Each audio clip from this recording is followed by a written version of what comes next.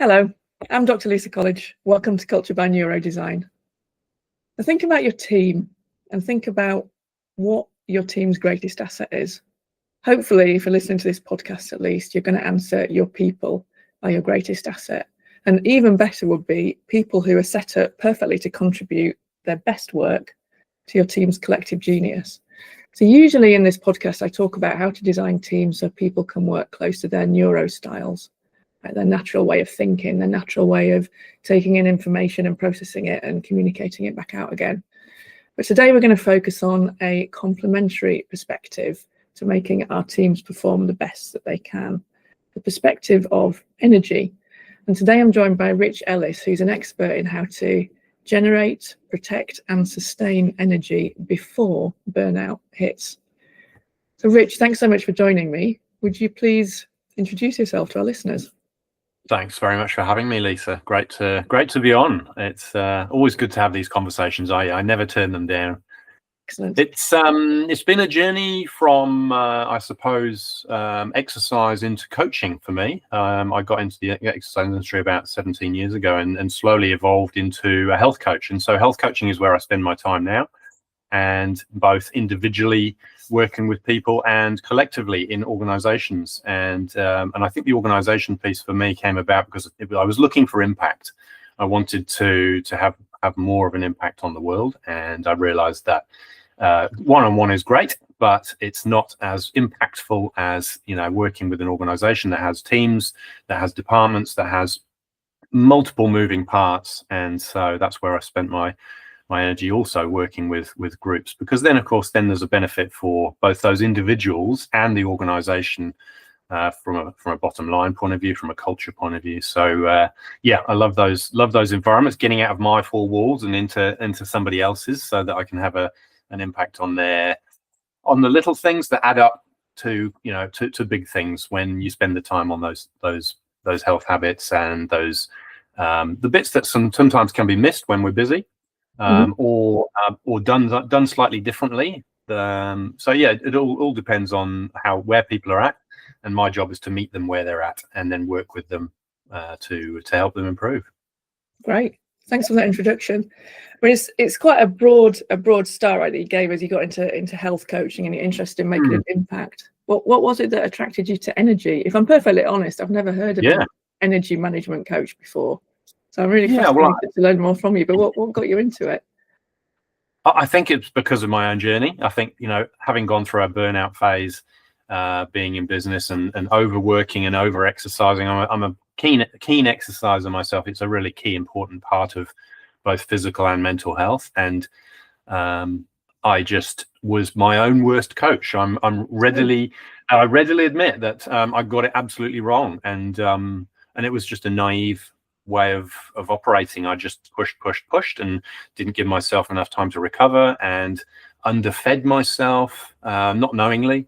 And over the course of a couple of years, got to a point where I wasn't in a good state, and the numbers proved it. I did some testing, and my ability to manufacture cortisol, which is a really important hormone, was on the floor, and I was probably making 10 or 20% of what I should have been.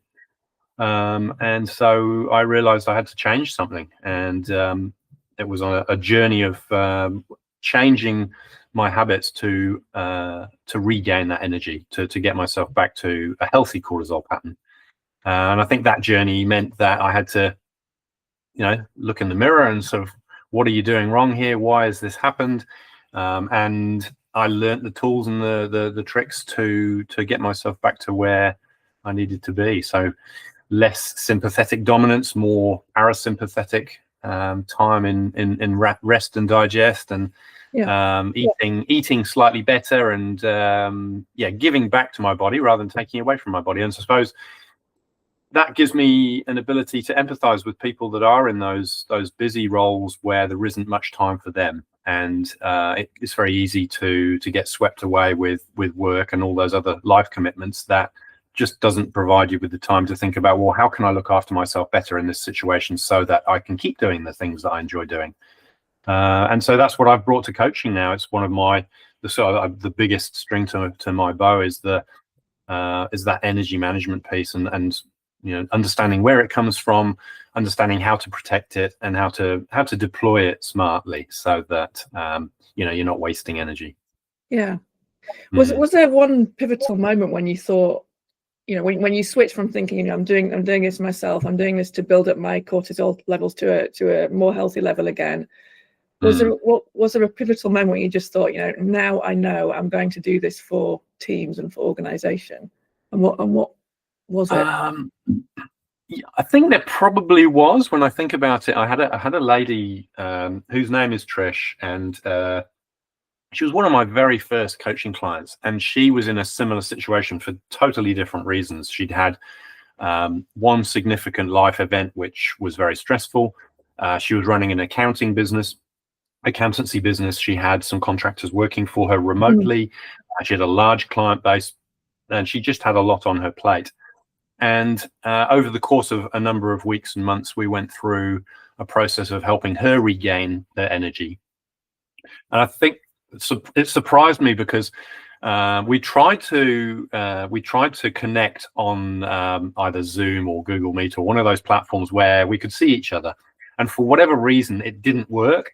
And so we ended up talking to each other on the phone. So it was long telephone calls. I've never met her, and I don't know what she looks like, but we spent a long time working together. And at the end of that process, it was really rewarding to see where she'd got to. Her energy was back. She'd changed quite a lot of lifestyle habits, and she'd got to a point where she felt in charge of her life again. And I think that for me was the point where I was like, I think I can do this. Like I've got the tools. It was positive reinforcement for me that I had what I needed to equip myself with to work with people who were in that situation. And I thought, how else could I do this? And so, I think that was probably the point.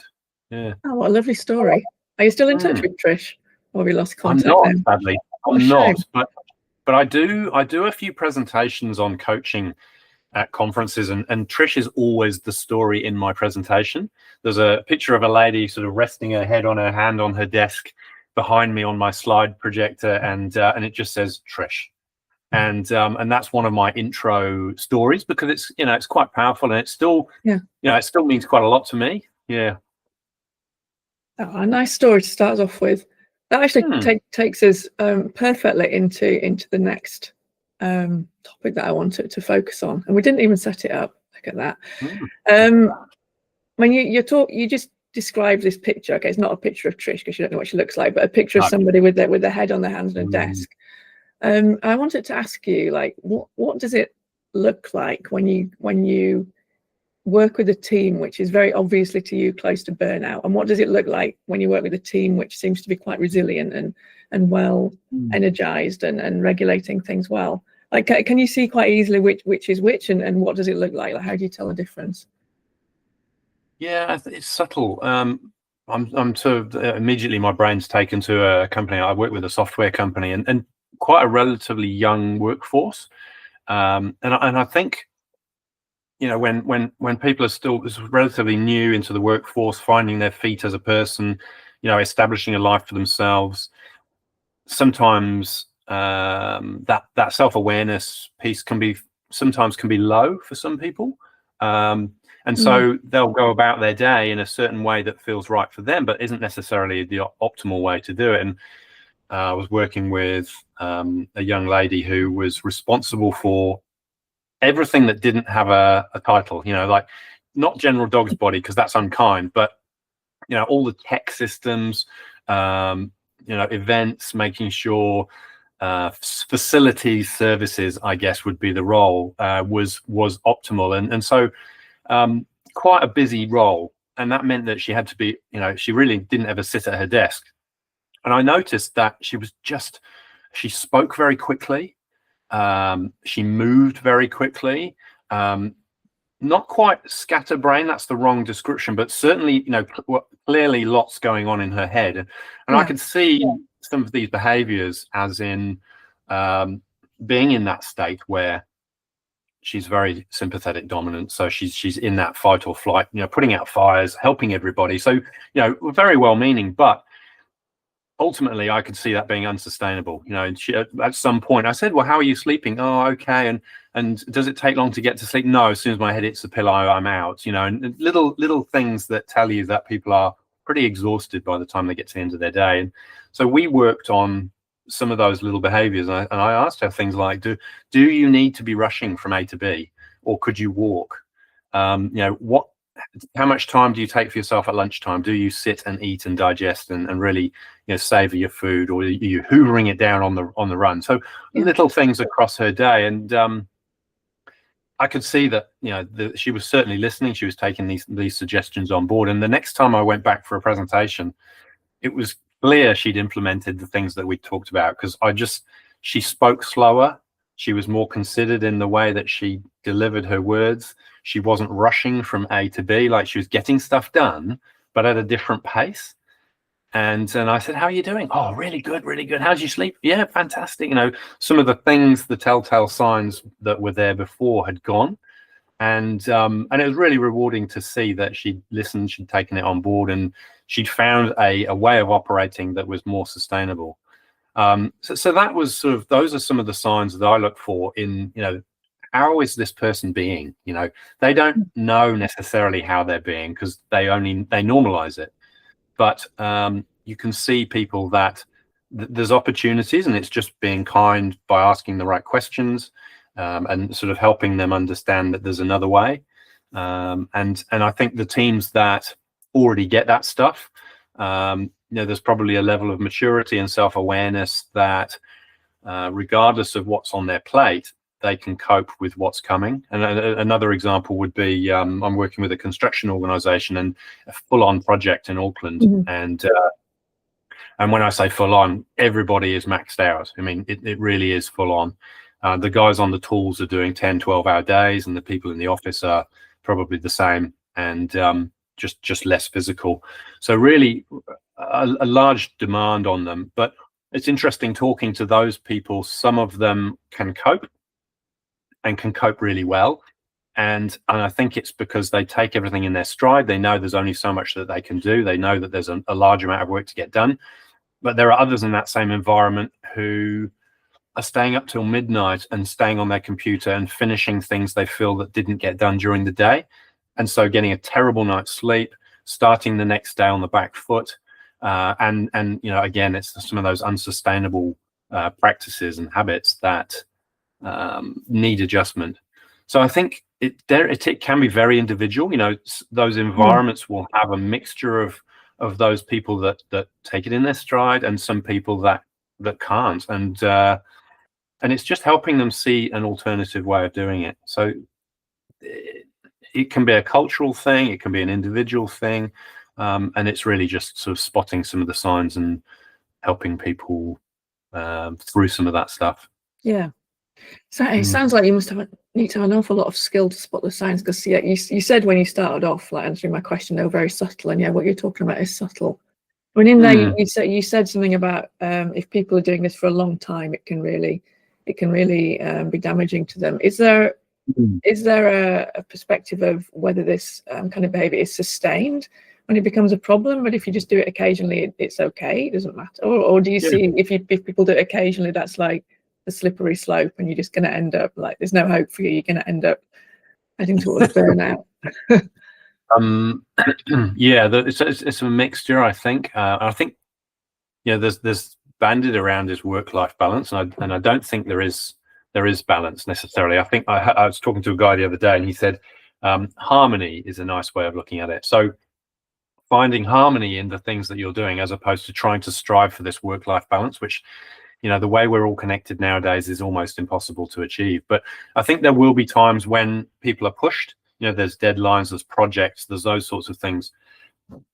Excuse me. And the balance is completely skewed. But then there'll be opportunities where deadlines are finished, projects are completed, and there's that opportunity to kind of go, okay, let's take a breath, reset. Where are we at? How are we doing? Take some time so you can get a proper lunch break and all those other good things, which sometimes don't happen, and normalize again to whatever normal might be for whatever organization that they're working in. So yeah, there's always going to be those highs and those lows, but I think when you spot something that is unsustainable, it really is my responsibility as a coach to point it out, because it's almost a duty of care on behalf of the employer, that if you see it comes back to health and safety, really, compliance with health and safety, taking responsibility for those things in the workplace, and realizing that if that person was so exhausted that they fell asleep behind the wheel and had a car accident, then that's a serious outcome because of a bunch of series of events that may have led to that situation occurring, and part of the organization's responsibility is to manage that, but also the individual has to take responsibility for that themselves as well. So it's pointing that out and making people aware, but doing it in a way that's not confronting, so that it lands well for them, and they can think about it in a way that, or in a time that works for them, as opposed to sort of ramming it down their throat. Thou shalt go to bed on time, thou shalt exercise. No, it doesn't work, especially that doesn't work with me. I just go, no, I won't go to bed on time. No, at 4 a.m. every day. Exactly. Well, I mean, nobody likes to be told what to do they? Nobody does. And from a young age, it's like you rebel against your parents because you're finding yourself in the world. And so I think a good coach's ability to deliver information and education in a way that isn't telling, it's suggesting, it's providing options, opportunities, planting seeds. So in the way in which you do that is different for different coaches, but I think that's the important thing for me. I try not to be too preachy, even though I'm delivering information that you really should probably knock the caffeine off in the middle of the day. Well, I'm not telling you to do that. I'm just saying, if you did, there could be some positive outcomes in terms of your sleep. So it's up to you. And it's the same with alcohol's the other classic, right? I'm not saying don't drink. I'm just saying, if you've got a really important presentation at 8 o'clock in the morning the next day, maybe just, use it strategically, save it for another night, Coming going a bit into the science of this, I mean, you've been sprinkling scientific terms around while we've been talking. Like, you started off talking about cortisol, and you've used this phrase, which I'm like, I feel like I should know what it means: sympathetic dominant and parasympathetic dominant. And I'm racking my brains trying to remember my my university studies. But it seems like you've got quite a scientific approach to this, as well as a very human approach and a very good coaching approach. Like, could you talk a bit about the science of what goes on in your body when we have long-term energy, what do we call it, dysregulation or mismanagement? Absolutely. So when I'm referring to sympathetic and parasympathetic, they're weird names, and they actually don't make sense, because when you hear the word sympathetic, you think positive things, calm things, nice things. And actually, when we're in a sympathetic state, we're the opposite. We're actually in that fight or flight mode, and that fight or flight mode is what's kept us alive as a species. We have a slight negative bias in our brains, and the reason for that is that if we walked out of our cave, caveman Rich walks out of his cave, and instead of looking up at the rainbow and going, oh, what a lovely rainbow, I'm actually thinking, is there a saber-toothed tiger around the corner? And so, because I'm more aware of the saber-toothed tiger, I'll look at the rainbow later, but it's kept me alive, that bias. And modern day life, of course, there are no saber-toothed tigers around the corner. We have other things that represent that, in terms of our overload, our email inbox, our notifications, the forgotten uniform to drop off at the school, the slip that I didn't fill in the night before, all the life stuff, and those, that adds up, and that can push us into that sympathetic dominance. So in terms of what's happening in our body, we have a part of our nervous system which is called the autonomic nervous system, or just think automatic. And it looks after a range of activities that we don't even have to think about, which is really useful. Otherwise, we'd get nothing done. And so things like your heart's beating, you don't have to ask it to beat; it just beats. Your body stays at a regular temperature unless you're unwell. You're digesting food when you've eaten, and your body just takes care of business. So there's a whole bunch of things happening that part of the nervous system is responsible for. And we can shift into these two branches of the autonomic nervous system. So one branch is the sympathetic. So think of fight, flight, breathe, or fawn. There's 4 Fs there. And then the opposite side of that is parasympathetic. So that would be the rest and digest. So that's the calm, relaxed, sitting around the fire. We've done our day. We're eating our antelope that we've chased down and and roasting it over the fire in our cave. And that nervous system hasn't really changed since we lived in caves. I mean, even pre of that. So for hundreds of years, thousands of years, we have this amazing mechanism, but it really is very binary. So it's either working one way or it's working the other way. That it's as simple as that. We're not designed to stay in that sympathetic state for long periods of time. Unfortunately, we seem to be spending more and more time in it in modern day life. And so shifting ourselves out of that sympathetic state is a lovely way of being able to calm the nervous system down. And so that's why yoga practices are really good. Breath practices are really good. Getting out into nature, all really nice practices that help shift from one side of that nervous system to the other side. And so going back to organizations, when I'm meeting with people, when I'm sort of scoping them out, I'm looking for the little signs to get a sense of, well, is this person sympathetic dominant? Like the lady I just described, rushing from A to B, he clearly was. And so I'm looking through a lens of that, as opposed to not just meeting people. It's where are they actually at as an individual? Where are they actually at as a part of the team that they work in? And that's really the lens that I take into organizations, with that slightly sciencey sort of background and lens over things. Yeah, thanks for explaining that. I find it fascinating. I mean, when you were talking about the sympathetic dominant lady, the lady rushing around all the time and talking very quickly and so on, you said something that really surprised me. Right? You said that when she went to bed, she fell asleep as soon as her head hit the pillow, and I would think that's great. That's exactly what I want to do. I want to fall asleep as soon as I get into bed. I don't want to be laying there thinking about stuff for half an hour and wasting my sleeping time. But the way that you talked about it was that's a negative, right? I think when you do it for a long time, that's a negative. If you're so exhausted that you talk, could you talk a bit more about that? And explain, yeah, absolutely. So there's kind of an optimal. It's called latency. So sleep latency is the time between head hitting pillow and actually falling asleep. And that latency, the optimal sweet spot there is somewhere between about 5 and 15, maybe 20 minutes max. So you don't want to be rolling around all night. You know, if it goes past about 20 minutes, the advice is get up, go and do something else, relaxing, read a book, don't turn a screen on, maybe a non-caffeinated tea or something that's going to be soothing, and then go back to bed and try again. But when we are exhausted, if we are really pushed, and we're getting into that with sympathetic dominant, where our cortisol now may be slightly going out of whack and rise up higher than it should do. We can get to the end of the day absolutely exhausted, and so hit the pillow. And if we're asleep in less than 5 minutes, that's a useful sign for me to know that someone's probably at the end of their rope and needs to make some adjustments. Is that and what? Yeah, let me preface what I'm about to say with a couple of sentences and explanation.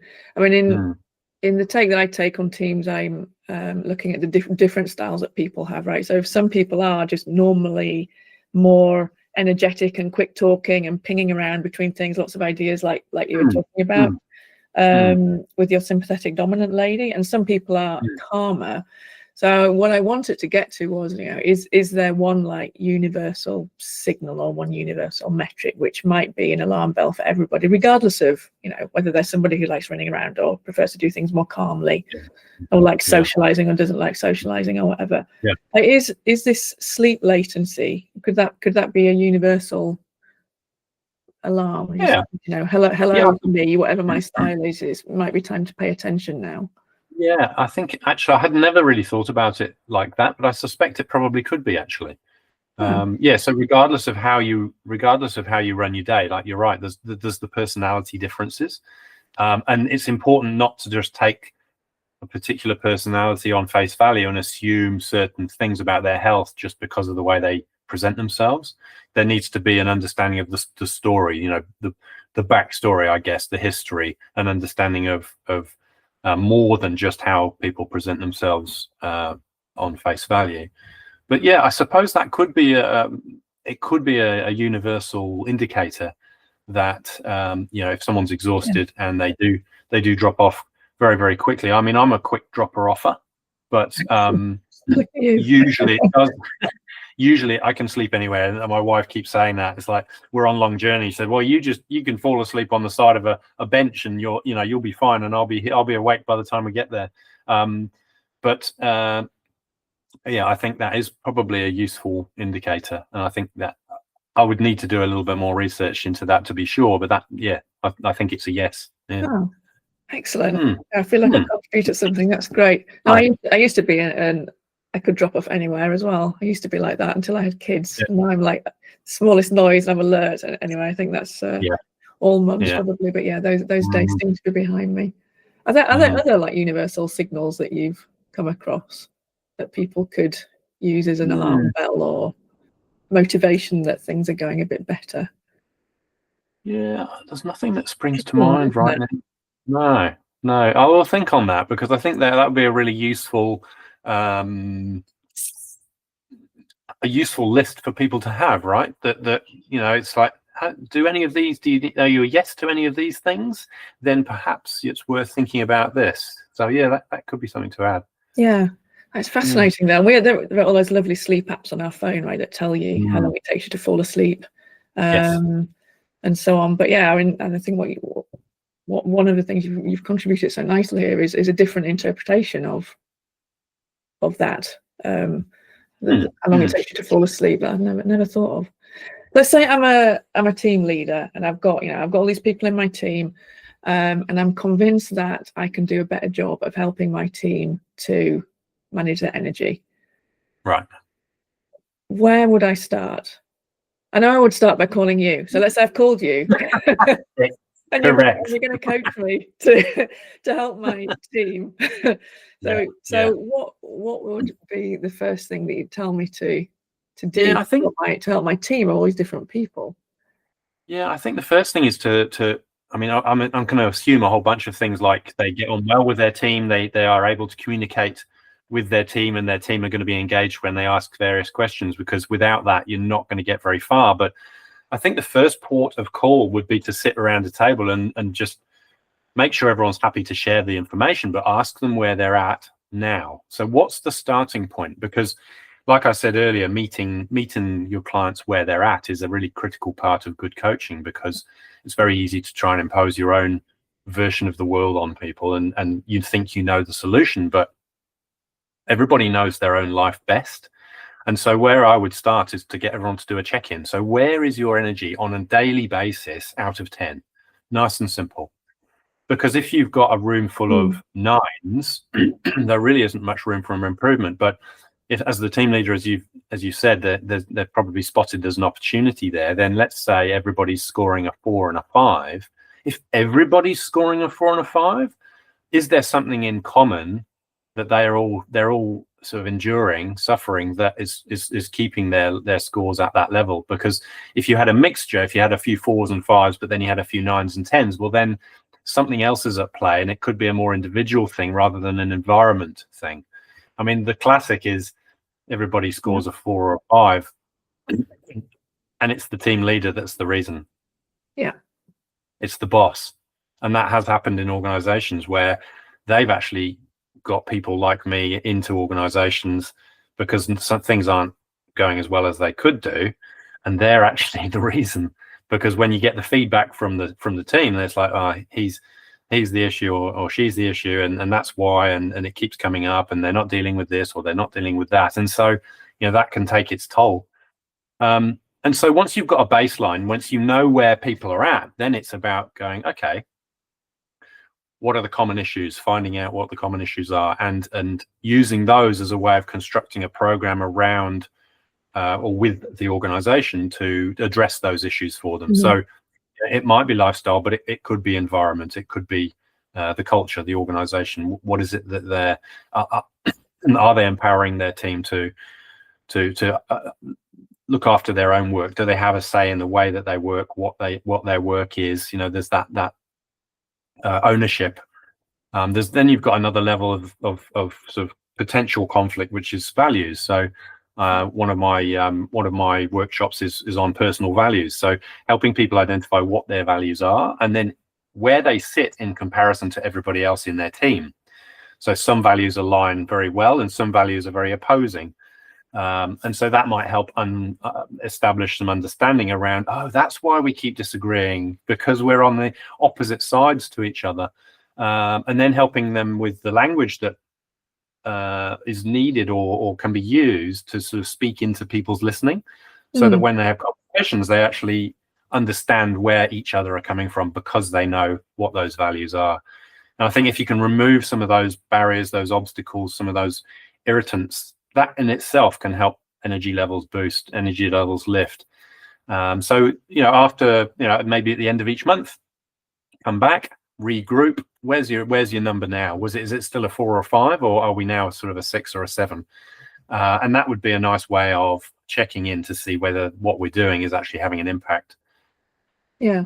And keep going from there with whatever the issues are.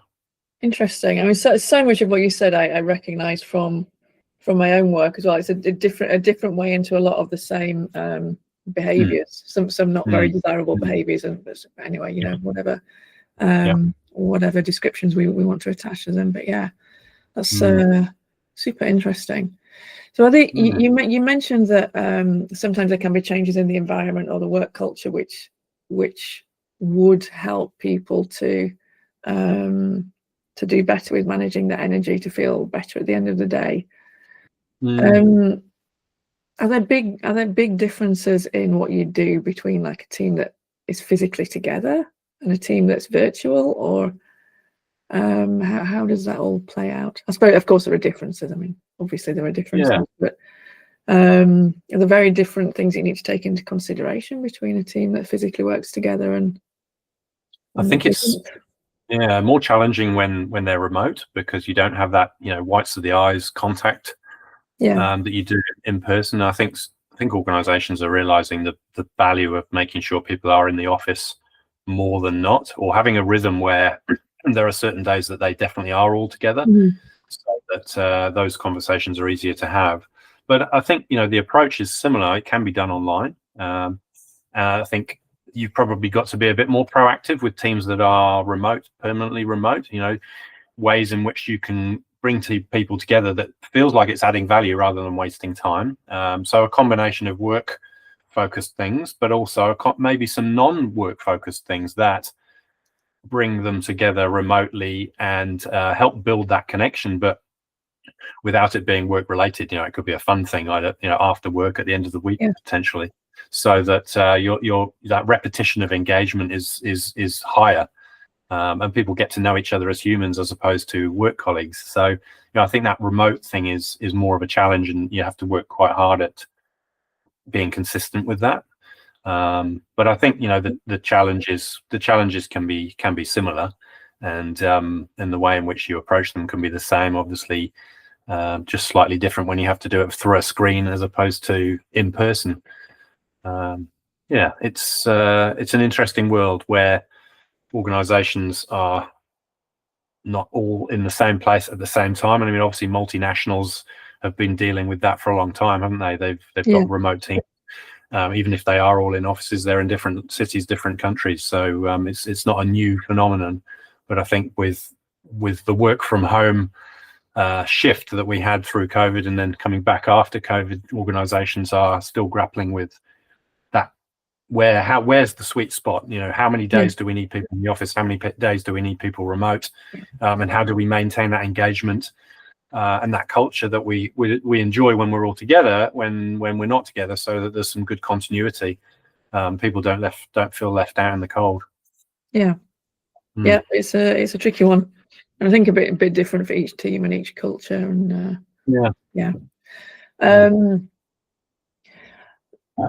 you've mentioned a few times in the last few minutes coming back to checking in with things, keeping an eye on stuff, checking in with your energy levels after a month and another month. So I mean, there's obviously a long-term trajectory to the kind of change that you're talking about. Yeah. But do you also see changes very quickly? Like, does stuff happen very, very soon after you start working with people, or does it all take a long, long time? Some can. A good example was I'm doing a nutrition block with a construction company I was talking about earlier, and so it breaks into 3 blocks. So we have an hour to start, and then 2 follow-up 30 minutes. So a total of 2 hours per person potentially, if they commit. And I had a couple of follow-ups this week actually, which is quite quick, because there are probably only a 4-week gap between the first and the second session. So potentially within the space of a month, there can be some things that shift quite quickly for people. And the example I'd give you is the lady who's newly diagnosed celiac. So had lived her whole life not realizing that gluten, well, I say her whole life, I'm assuming that's something that has been there. It may not have been actually. But anyway, recently diagnosed celiac, and was really struggling with the adjustment. You know, there was she didn't really know what the right thing was to eat. And so in that first session, we talked about alternatives, and not just gluten-free products, which taste like cardboard, actual real, which we all know, right? And they charge double. And so it's finding better alternatives. So that was the focus. Plus hydration was another focus for her. So she was desperately under consuming water. And so, you know, it sounds pretty straightforward, but when you get the history from someone and they tell you what they do, there's usually some really good low-hanging fruit that you can chip away at quite quickly, and you'll get some quick change. Caught up with her a month later, and so she had abdominal pain and bloating, which was mostly the food that disagreed with her. That's gone away, absolutely pain-free. And she's picked up this clever little water habit. So instead of just drinking plain old water, she's bought herself some of these tea bags that it's like a fruit tea, a herbal tea, but it's got some vitamins in there as well. And so she steeps that in a little bit of boiling water in the bottom of the cup or wherever. So extracts everything from the tea bag, and then she tops it up into a flask with cold water. So she ends up with this cold fruit tea, basically. And so it makes it much more interesting to drink. And she was very proud, holding a bottle up and showing me on the screen, and showing me that she was motoring through probably about twice the amount of water that she was consuming prior to that. And I was like, I love that idea, because I hadn't come up with that. She came up with that with herself, and I suggested she put something in her water, but I didn't say what. And so by doing that, she made it interesting. She made it more drinkable. So she was consuming what she needed. So some real positive benefits that came from that as well. So yeah, within the space of a number of weeks, with that low-hanging fruit that shows up on people's intake forms, you can make some change quite quickly. And who doesn't want to be out of pain, particularly abdominal pain? You know, that's a great one. Gosh, yeah, it's such a drain on your energy when you have any pain. I mean, yeah, abdominal pain's like the worst. Well, that was the other thing. Sorry. And that was the other thing. Her energy score jumped a couple of points. So, you know, if you are struggling with the food, you know, that's going through your gut, then that will sap your energy. It will take energy away from you, because your body's fighting with itself essentially. So I think she went up from like a 6 to an 8 out of 10. So another part of the win within a number of weeks. Sorry, I interrupted you. No, that's fine. We're here to listen to you, not me. Now, I was going to say, we're getting to the end of our time together. I'm going to ask you, if that's okay, 3 quick questions to get us a bit closer towards the end. So first quick question: what's one myth about energy that you want to kill? Myth about energy? Yes. Okay, I don't know whether it is a myth, but certainly the more exercise you do, the more energy you will have. Okay, great one. Second quick question: what's one behavior that you'd advise everybody to stop doing after they've listened to this podcast? I think that would have to be to do with technology. I think it's about minimizing the time that you spend like this. And I'm thinking mostly smartphones, as opposed to, I mean, obviously we have our computers, we have our computer screens, we need them for our work. You can't stop that. But I think try, when you have downtime, don't default to your phone. When you have downtime, default to looking out the window and focus on something in the distance, because it will help your eye muscles adjust. Because if you're 8 hours looking at a screen this close to you, your eye muscles are going to struggle. You look out of the window in the distance at the furthest thing away and give it a good focus. There's two things happening there. That's helping those eye muscles, and you're moving your brain into what's known as the default network, and that's the part of your brain which is creative, and that's where the daydreaming goes. So yeah, we've stopped daydreaming. Like it's not happening anymore because we default to our phones. So I would say, when you have a moment to yourself, don't default to your phone. Good advice. You've actually already answered the third quick question I was going to ask you, which is what should we start doing? Looking to the distance. But do you want to give another one? Sorry, yeah. I think start doing, if you're not already doing it, is get some daylight into your eyes first thing in the morning. That's kind of my go-to from waking you up. So getting rid of that grogginess, getting rid of the melatonin, which is your sleep hormone. Clears that out because you get lots of blue light into your brain and into your eyes to your brain. And the other thing it's doing is it's bookmarking the beginning of the day. So your brain goes, right, okay, the day has started. 16 hours later, it's going to go, time for bed. So it helps keep that circadian rhythm strong. Great. I think with that, we will draw to a close. Rich, thanks very much. Okay. For anybody who's wanting to work with you, I'm going to make sure that we share your URLs and all of the essentials in the notes that accompany this episode. Thanks very much for joining me. And I love it that we've reframed energy as something that we can really pay attention to and take control of, and that will help us. It's not just something that happens to us. Thanks so much for joining me. Thank you. Thanks for having me.